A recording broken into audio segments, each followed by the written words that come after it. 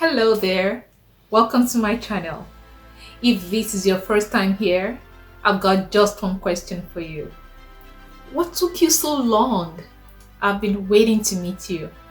And if you are a returning subscriber, I'm so glad that you're back here. On this channel, I talk about career, motivation, physical and mental wellness. And my aim is to take you closer to greatness, one post at a time. Today's topic is career related, and today we're going to be talking about the things you should never say in a job interview. But before I proceed, I'd like to take a moment to thank everyone who had reached out to me to let me know how my content has inspired them. You keep me going in ways that you can't even imagine. So thank you so much. To begin with, I'd like to remind you that an interview is one situation where whatever you say can and will be used against you. It is also important to note that during an interview, what you say is just as important as how you say it. These two go hand in hand in determining whether or not you'll be perceived as a strong candidate. This is why it is crucial that as you think about the things that you want to talk about in an interview, you also carefully consider the things that you absolutely want to avoid saying.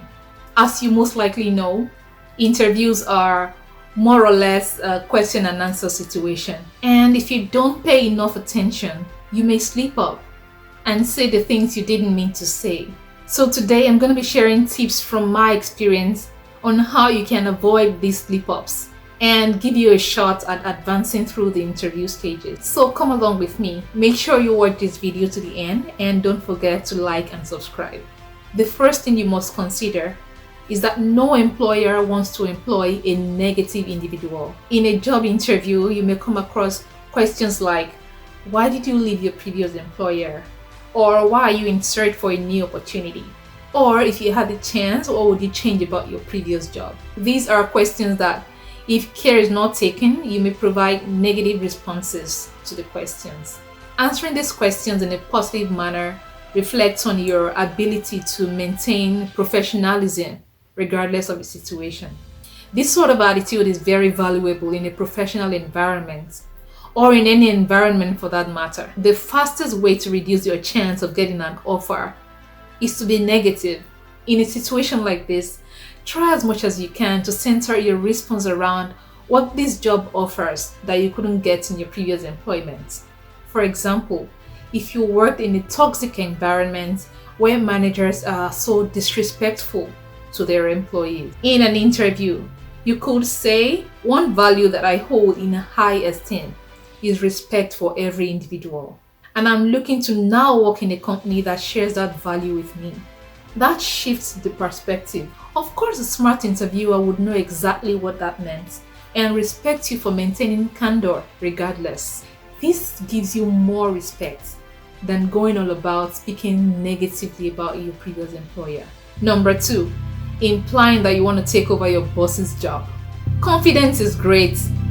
Having a healthy ambition is amazing, but implying that you can do a better job than your potential boss or that you are here to take over your interviewer's job may come across as being callous.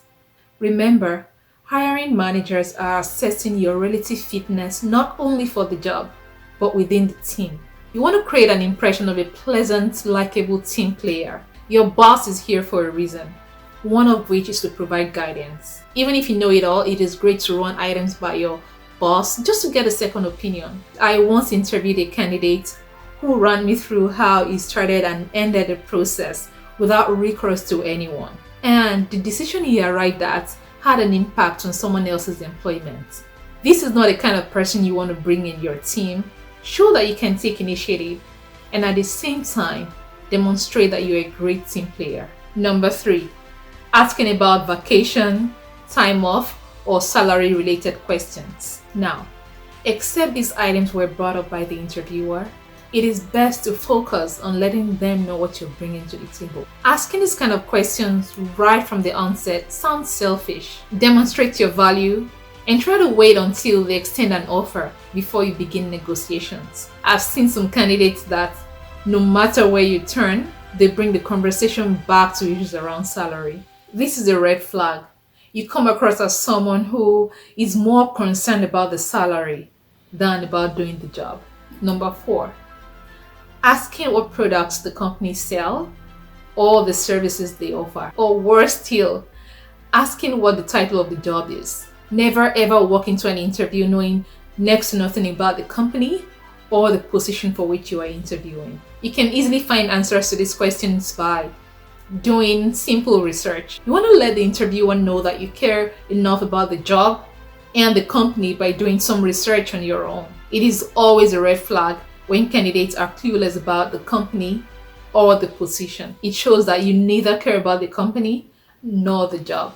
Number 5, I don't have any questions. Towards the end of your interview, your interviewer may ask if you have any questions. In fact, at the beginning of most interviews, many interviewers would take you through the flow of events. They would inform you that towards the end of the interview, you'll be given a chance to ask questions. It's not good enough that if after getting these heads up, you still don't have any questions after 30, 45, 60 minutes of interaction. Even if you didn't come to an interview with questions in mind, which you shouldn't, you've just been given a chance to think about your questions on the go. The question time is a fantastic opportunity to show that you've thought about the company, the process, and the job. I personally find it intriguing when candidates ask me questions about some of the things that I touched on during the conversation. It tells me that they've been paying keen attention all along. See this time as your chance to ask meaningful questions. Instead of saying you don't have any question, you can ask something like, why is this role vacant? What is the best part of working in this company? What are the most challenging aspects of this job? What does a typical day look like for someone in this position? You can also ask broader company-wide questions like, I see you were named as one of the country's best places to work. What are you doing to maintain this standard? What is the company doing to remain competitive in the market? These are sound examples of questions you can ask instead of saying, I don't have any question. Number 6, it's on my resume. Don't do this. It's on your resume, but the interviewer wants to hear you say it. Sometimes they ask the obvious because they want to hear how you would narrate it in your own words. This is one huge mistake you can make in an interview. And even if an interviewer continues with the interview, chances are that you won't get the job. When an interviewer asks a question from your resume, they're either looking for you to provide more clarification or discuss it in greater details. I know there are some TikTok videos going all around now where candidates will ask interviewers to look for answers in their resume. Those are just for humor purposes. Don't do it. Don't. Number 7, I'm not a great fit for this role. Why don't you let the interviewer do their job by assessing you and determining your relative fit for that role? Don't let self-doubt creep in during your interview session. There are more than enough people in the world willing to pull you down. Don't add to the number by pulling yourself down. Instead of pointing out your shortcomings, focus instead on your unique selling points. Instead of talking about the things that you don't have, talk about the things that you are bringing to the table. I talked in one of my videos about learning to steer conversations in your favor. And if you haven't seen that video yet, you should go take a look at it. Number 8, I don't know. If you really don't have an answer to a question, you can request for a moment to reflect on that question. You can ask the interviewer to either repeat or rephrase the question. Instead of saying, I don't know, you can say, I'm not very familiar with that concept, but here is what I know, and then give an answer that is relevant to that question. One very important item to point out is that you have to be very familiar with your resume.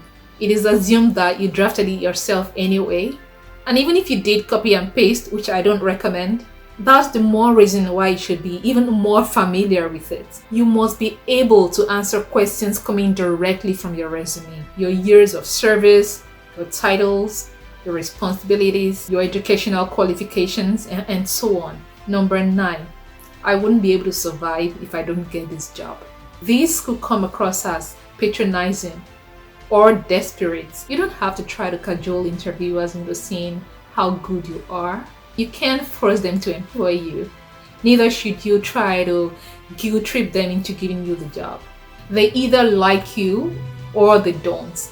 You either pick them or you don't. The right employer would recognize your abilities and give you the job. If you apply this in your interview, you stand a better chance of progressing through the stages and landing yourself your dream job. Remember that you're amazing and you've got all it takes to succeed. Believe that you can and you will. If you find this useful, please don't forget to like, share, and subscribe. Until next time, take care of yourself and be safe.